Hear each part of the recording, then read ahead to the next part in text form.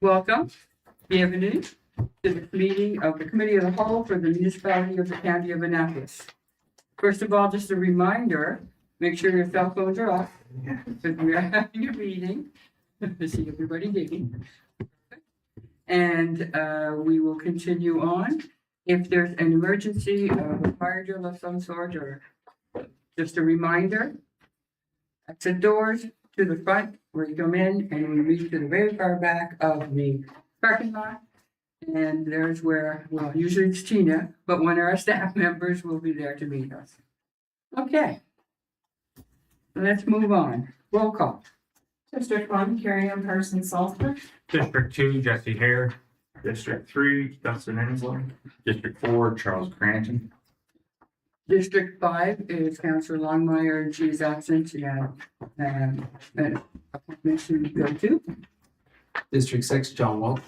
District 7, Ted Ackenbar. District 8, Niall Harding. District 9 is Councillor Oxner, and she also had an appointment. She sent her regrets as well. 10, Brian Toscano. District 11, Diana Blanc. Do we have unanimous consent to accept their excuse for not being here? Councillor Oxner and Councillor Longmire, yes? Yes. Disclosure of interest. Seeing any? Seeing none, we move on. The approval of the agenda. Any additions? Seeing none, the agenda is approved as is. Let's go to the minutes. Approval of the minutes. Our first set of minutes is on page 3. The minutes for the special committee of the whole meeting, which was on May 5th. Do we have any corrections? Questions? Seeing none, the minutes are approved as presented. Second set of minutes are for the regular committee of the whole meeting on May 12th. Any comments, corrections for these minutes? Seeing none, the minutes are approved as presented. The third set of minutes on page 9 is for the special committee of the whole meeting, which was held on May 19th. Any corrections or omissions for these minutes? This is on the review of the strategic plan. Seeing none, minutes are approved as is. We are on page 10. And on page 10, we're starting with the different staff reports. Our first staff report is from Madame Bent. And it is the appointment of a development officer. Madame Bent, the floor is yours. Thank you very much. So today you will be asking to appoint both Emmanuel Amonten and Matthew Bailey as development officers. They just joined our team as planners, and part of their role is to act as development officers to administer our land use bylaws and our subdivision bylaws. Thank you. Okay, I need somebody to put the first motion on the floor. Councillor Hagenbarn. Yes, I move that municipal council appoint Emmanuel Hamilton. I got that right, as development officer for the municipality of the county of Annapolis to administer the municipality's land use bylaws and subdivision bylaws. Seconder. Councillor Enslow. Sorry, Deputy Warden Enslow. Or you're both. Any comments or questions? Yes, sir. Out of curiosity, are these two individuals in the gallery? Emmanuel. Emmanuel, It's a good introduction. thank you. Okay, welcome to our staff. I think we're gonna move on. All in favor signify by saying yes. Yeah. Opposed, no. Motion passed. A definite. Welcome. Second motion. Councillor Welch. I move that municipal council appoint Matthew Bailey as development officer for the municipality of the county of Annapolis to administer the municipality's land use bylaws and subdivision bylaw. Thank you. Seconder. Seconder, Councillor Carson Salzman. Any comments or questions? Seeing none, all in favor signify by saying yes. Yes. Opposed, no. Motion passed. Thank you very much. Let's move on to page 12. Again, Madame Bench will be taking the floor. So today's request is to reappoint Danny Wright as building official in the county of Annapolis. This is a temporary part-time position to assist current staff with workload while current trainee building officials work towards their education and certification. Thank you, Madame. I need somebody to move the motion. Councillor Harding. I move that the committee of the whole recommend to municipal council to reappoint Danny Wright as building official for the municipality of the county of Annapolis. Thank you very much. Seconder, Councillor Crank. Any comments or questions? Councillor Welsh. Say it'll be great to see Danny back in the house. Work short job. Just like old times. Yes. Any other comments or questions? Seeing none, all in favor signify by saying yes. Yes. Opposed, no. Motion passed. Thank you very much. Okay. Merci, Madame. Page 14. We have a request for decision, and which was prepared by Madame Anderson. Madame Anderson, you have the floor to discuss this motion. This is just to reprofile the capital project that was once intended for West Paradise Public Works Facility. And based on a decision in closed session, repurposing it to the Bridgetown Public Works Facility. So it's the same budgeted amount with the same funding sources, less any amounts spent for small amounts on consulting. Okay, thank you. I need a motion on the floor. Councillor Agambar. Thank you. I move that the committee of the whole recommend that municipal council redirect the funding previously allocated for West Paradise Public Works Facility project to the Bridgetown Public Works Facility capital project. Thank you. Seconder. Councillor Welsh. Any comments or questions?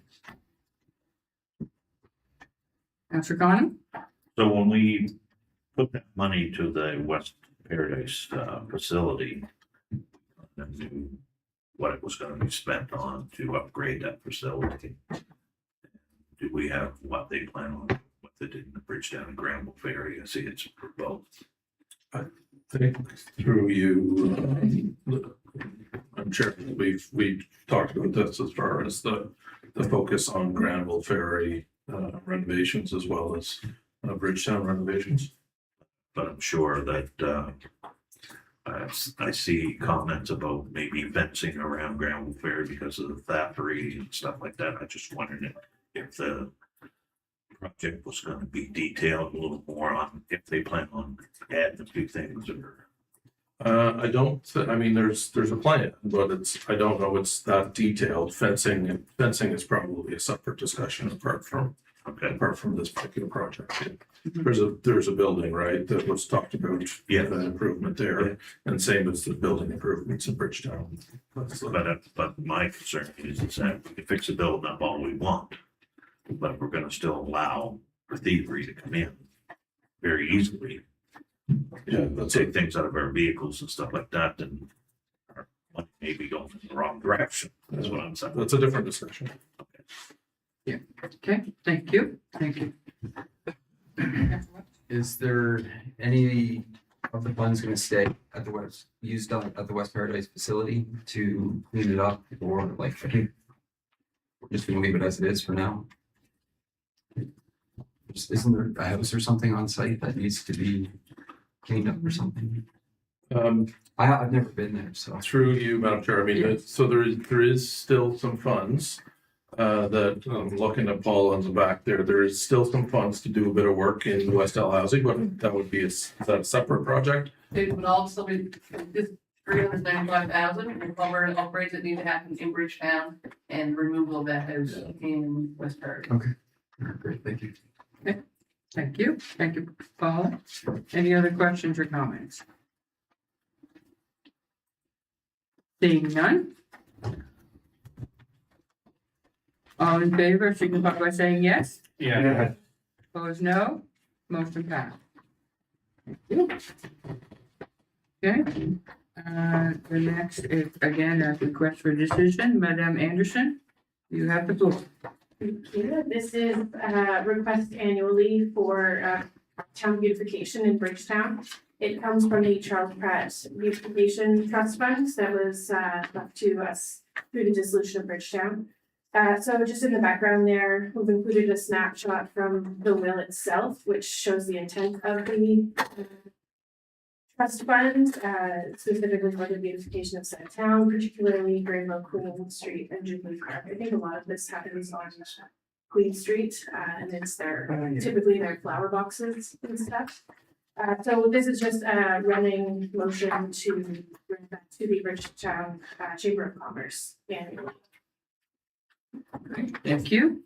Okay, I need somebody to move the motion. Deputy Warden, I move that committee of the whole recommend that municipal council approve an annual release of $300 to the Bridgetown Area Chamber of Commerce for beautification purposes to the fully or partly covered from the investment income diverted from the Charles Pratt Town Beautification Trust Fund.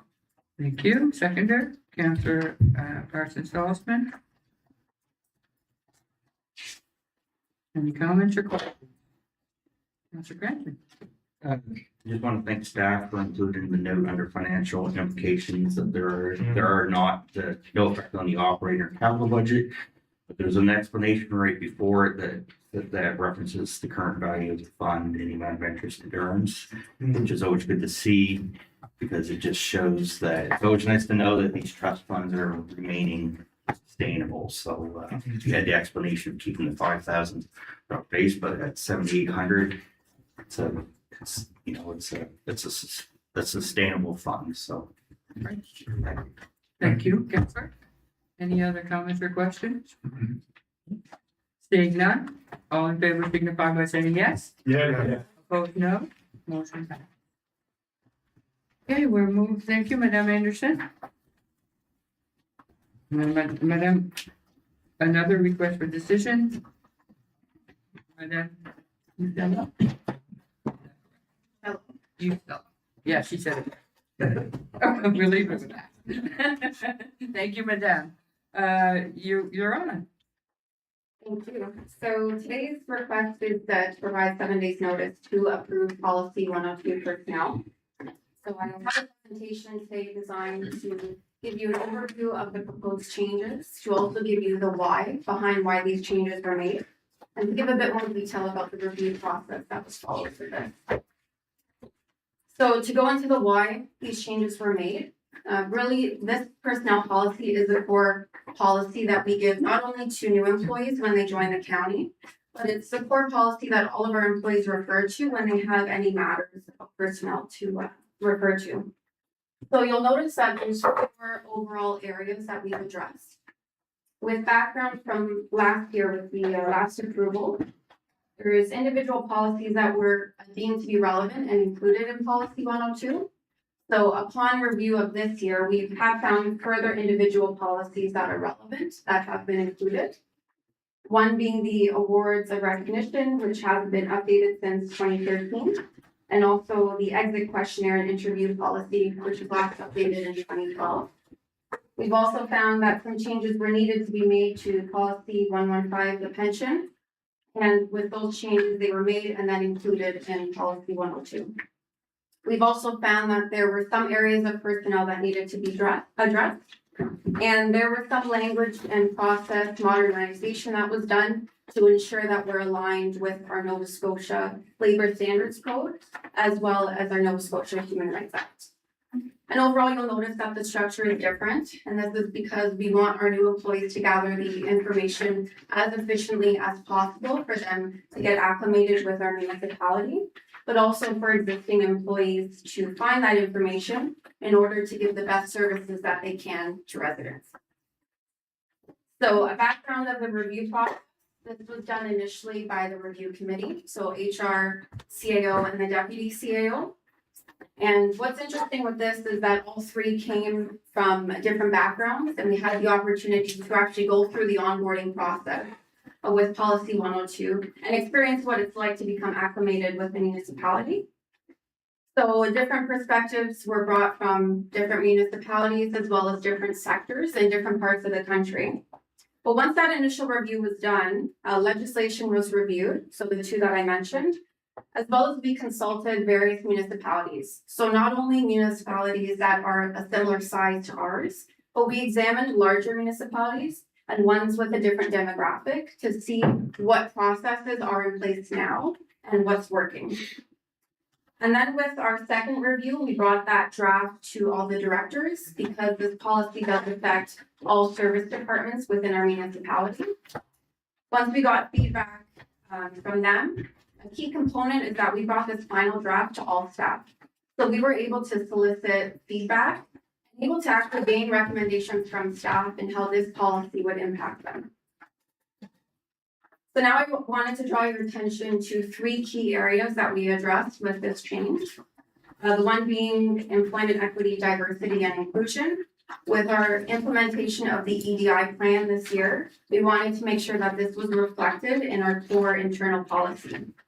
So not only was this section itself updated with a clearer process and including all the protected grounds in legislation, the principles from this section were implemented throughout the whole policy. So we were able to look and examine, is each of the processes that we have in place, are they with an EDI focus?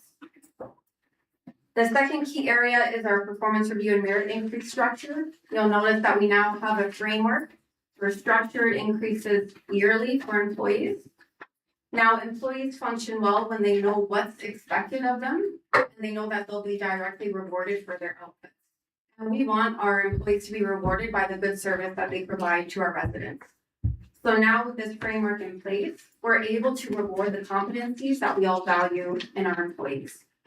As well, we have commitments from management to maintain communication to our employees throughout the year. So as we gain feedback from residents, we're able to implement those changes throughout the year, not just wait to our end of year performance review. A third key area that we adjusted is the cost of living adjustment. We have something similar in place with our collective agreement and unionized employees. They get their structured raises every year. But we wanted to make that aligned with our non-union employees to ensure that their salaries upkeep with cost of living expenses. But another key component of this is that being in rural Nova Scotia, it is harder to attract and retain talent. So when we have this framework and as well as the performance framework in place, HR is able to utilize our package and make us attractive to new employees. We're able to reach out to ones across the province, even another province, and say, this is why you should work for the county.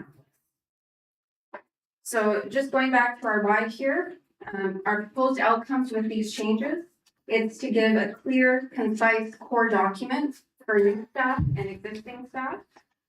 It's to ensure our municipalities in step with legislation and modern practices.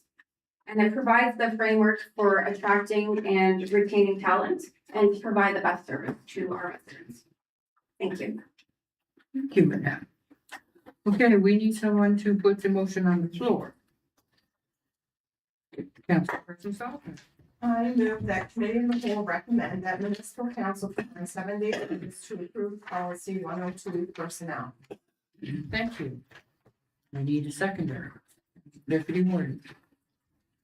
Any comments or questions? On this policy, Deputy Warden? First, I appreciate the presentation. It's always nice to see that and the fact that the progress and that we went through all the steps. And I agree that our policy needed some major. So I really don't have any real concern with the policy after I read it. I think our municipality has to continue to do whatever we can to attract the best employees we can. And I believe that we're truly doing that. The proof is in the past who we've been hiring. So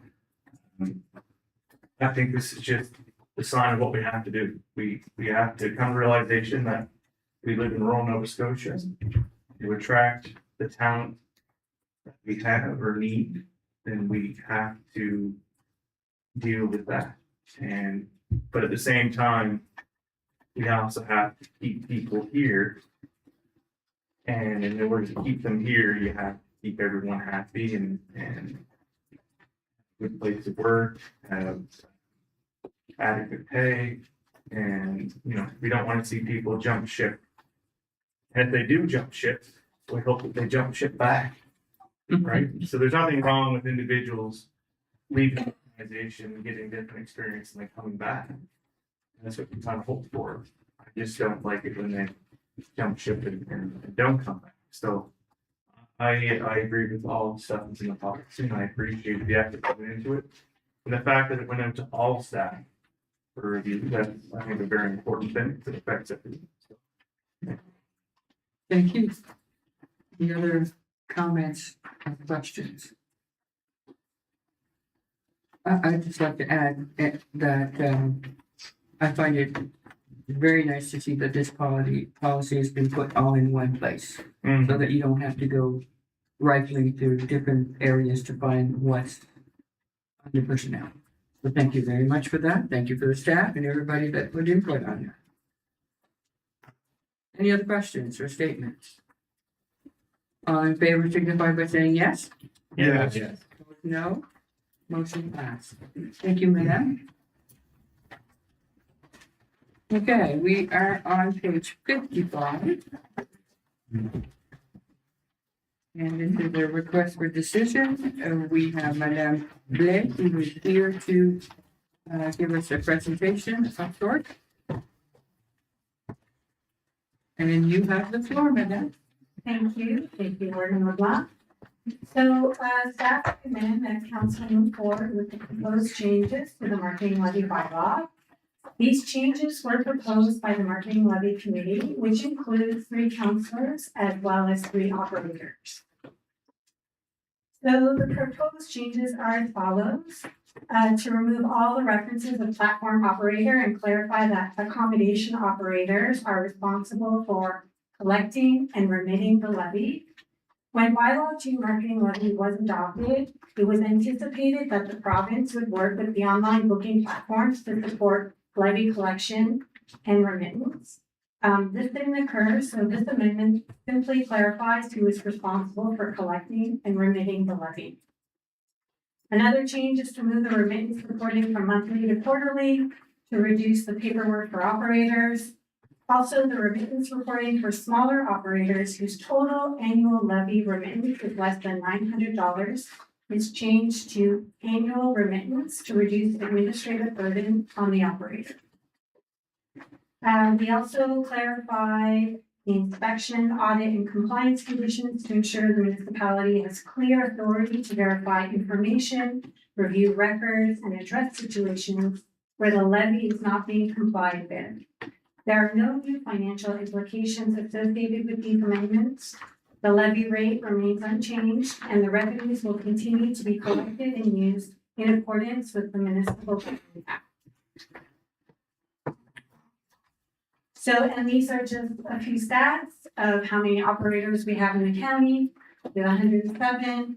We have 78 who are registered with the marketing levy, and we've collected $127,980 so far to date. That is it. Thank you. Thank you, Madame Blais. Okay, I need a motion to be put on the floor. Councilor Harding. I move that committee of the whole recommend that municipal council hold first reading and provide notice of second reading of the proposed changes to the marketing levy bylaw. Thank you. I need a seconder. Councilor Agenbar. Thank you. Any comments or questions? Councilor Yeah, I'll Harding. just speak to this quickly. Thank you, Warden. So, as many of you know, we formed a marketing ad hoc committee, marketing levy ad hoc committee. I believe we had our first meeting beginning of December. And as Ms. Blais mentioned, that committee consisted of 3 council members and 3 members of the owner operator group. So 3 owner operators of short-term rental. And we had some really constructive discussions. One of the first things that came out of that was that we wanted to put out an engagement survey. So we wanted to try to engage this group and see, where their heads were at with a lot of things. So that was what we did. Again, Ms. Blade was very instrumental in having that done and presented us with a report at the committee. And kind of coming out of those discussions came the need to, we also wanted to review the bylaw. So we ended up making a request to have the CAO and staff review the bylaw and look at some of the ways that it was written. And these are some of the changes that have been brought back from those discussions. I don't want to elaborate too far on it, but you're removing the platform operators because it just kind of creates confusion where there doesn't need to be. And also the platform operators weren't remitting. We don't really have any recourse to make them remit, so it didn't really make sense to have that in there. As well as the quarterly remittance. This was a big thing because the monthly remittance, that requirement put on the owner operators was found to be a little bit of a burden and perhaps a little bit excessive. So that was something that came out of the survey and our discussions at the committee as well. So that was a change that was identified to put it to quarterly, and then of course an annual availability for those that are only doing 1 or 2 rentals a year. They're not booking a whole lot, so the administrative burden for that is reduced greatly as just an annual remittance. So I just wanted to give a little bit of an update. That's what the committee has been working on. We've met several times now. We did the engagement survey, and we've had some really positive discussions about moving forward with tourism promotion and finding ways to push the county forward. So just want to give you guys an update. Thank you. Great. Thank you very much, Councillor Hardy. Councillor Cranston and then Councillor Con. Yeah, just to add to Councillor Hardy as one of the council representatives on the committee, just want to add, and I'll focus on the bylaw, but I also wanted to put out there that the committee to address one of the concerns from the public was how the funds were used. So in addition to updating the bylaw, we also had invested some discussion into making sure that literature and information clearly states the use of the funds and clearly states that it's not used for wages and that it's used for purposes as outlined in the MGA. So in addition to addressing these concerns, we've also done work to address those concerns. Speaking to the bylaw, I'll just say, I think my colleagues will agree. We've made sure to make sure that constructive criticism has been brought to the committee meetings, and we've approached it honestly and professionally and respectfully and hashed things out. And specifically on page 55 of our report, with the discussion, I'll speak more so to the last 3 items. The change in the remitting period from monthly to quarterly, as Councillor Harding indicated. One of the major concerns that we were hearing, in my district, was the administrative burden. Fortunately, there's always going to be some sort of burden, but there's much we could do to reduce that within a reasonable amount. So we kind of felt that quarterly was more reasonable and beneficial to us as well. And then the flexibility for annual remittances. So that's similar to how HST remittances and things work, that if you're below a certain threshold, you just do it once a year. And then you get over amount your quarterly, and actually the value of $900 that was derived from 3% of $30,000 would be that. So that's the same threshold as HST for not having it happen. So we thought that was a good threshold, and I just wanted to reiterate the last part about updating the inspection and compliance provisions. You'll see in the markups and changes into the bylaw, a lot of work and discussion. It's one sentence, but a lot of work and discussion went into doing that, because that was probably one of the heaviest concerns we had, was around the inspections and just clarifying the language of that to make it more acceptable. So, Thank you very those are much. my Councillor. thoughts on it. Yeah, great, thank you. I thought, Councillor Connell. Yeah, I guess he answered some of the questions there, but I was just concerned that the committee would still have input into where the money is spent. I just would like to see, because I'd like to see the operators have input into that. Mhm. Because a lot of times we collect money and we decide where the money's gonna go, but to keep them in the loop and keep them interested in participating and stuff, I definitely think that the committee should have input. So, Great, thank you. Anybody else? Councillor Aguilar. Thank you. Further to my colleagues on the committee, they've already said the whole purpose of the ad hoc committee that we put together with the council's approval and CAO and so on and so forth, was to make it more palatable for the operators to become part of the whole process. Ergo, the reason we included 50% of the people on that committee are actually operators. And they brought a wealth of information to us as councilors that sit on that committee. And all of these changes that we put in place here today, or proposed to be put in place today, are as a result of that input. The whole point is to have in the survey as well, to find out what was holding a lot of these people back from joining. And the whole intent of this and the changes that we're making to the bylaw was to make that more palatable for the operators to become part of this whole process and ultimately reap the benefits of the money. As far as the money is concerned, one of the big question is, well, what are you doing with all this money? Well, again, that's the reason we have the operators involved. And we're looking into lots of different ways and how other communities are using their funds and so on and so forth. So that input certainly will be there once that point is made. But there is no point in starting to dribble out money in small increments if it wasn't going to be effective in terms of the big picture in the long run. So hopefully we'll get more. And my understanding is that since the committee has been started and the survey's been passed out, that more operators are now getting involved. And everything we've done in these processes and the changes is to benefit the operators and to promote the whole process. I just wanted to put that word forward. Thank you. Thank you very much, Councillor Aguilar.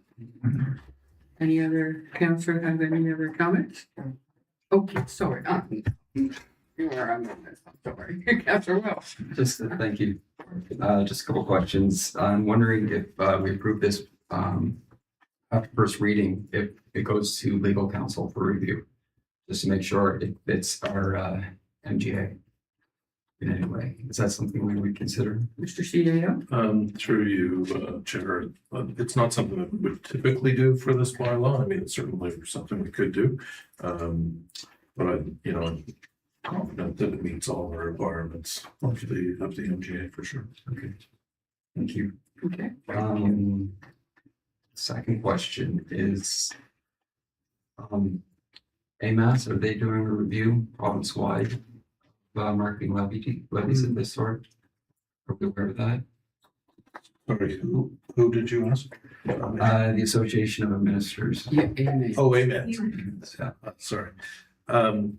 Through you, Warden, yes, there is. The AMENS has recently just hired, I can't remember the title, I can look it up here. Do you remember the title? Marketing lighting coordinator. Something like that. That's supposed to do some policy on how the province can help municipalities make this a bit more effective, basically. But there's no timeline on when we take a report from them. They just got hired, the person just got hired like a week or two ago, so Okay, just. pretty recent. I think that's it for me. That's it for you. Great, thank you, councillor. Any other councillors? No, seeing none. All in favor, signify by saying yes. Yes. Opposed, no. Motion is passed. Okay, great. Thank you. Thank you, Madam Mayor.